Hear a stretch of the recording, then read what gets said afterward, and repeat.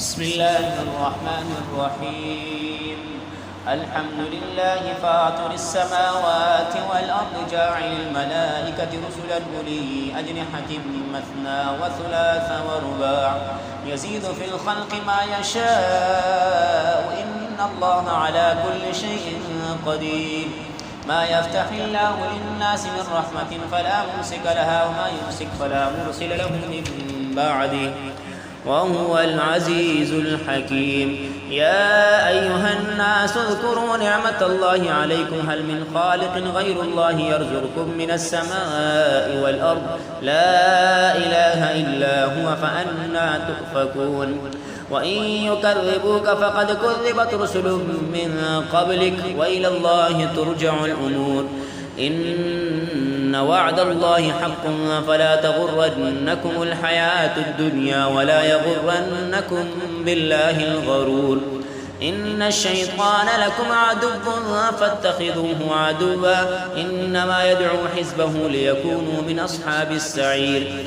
الذين كفروا لهم عذاب شديد والذين آمنوا وعملوا الصالحات لهم مغفرة وأجر كبير. أفمن زين له سوء عمله فرآه حسنا فإن الله يضل من يشاء ويهدي من يشاء فلا تذهب نفسك عليهم حسرات إن الله عليم بما يصنعون.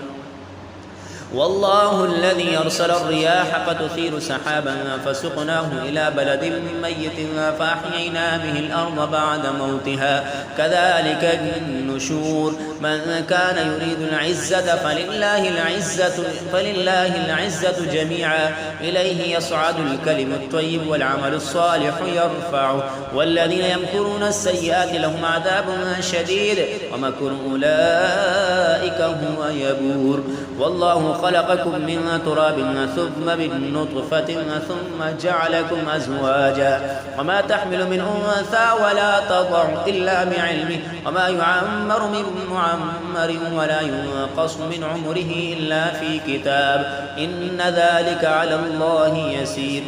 وما يستوي البحران هذا عذب فرات سائغ شرابه وهذا ملح أجاج ومن كل تأكلون لحما طريا وتستخرجون حلية تلبسونها وترى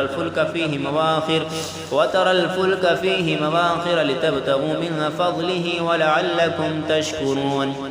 يولج الليل في النهار ويولج النهار في الليل وسخر الشمس والقمر كل يجري لأجل مسمى ذلكم الله ربكم له الملك والذين تدعون من دونه ما يملكون من قطمير إن تدعوهم لا يسمعوا دعاءكم ولو سمعوا ما استجابوا لكم ويوم القيامة يكفرون بشرككم ولا ينبئك مثل خبير.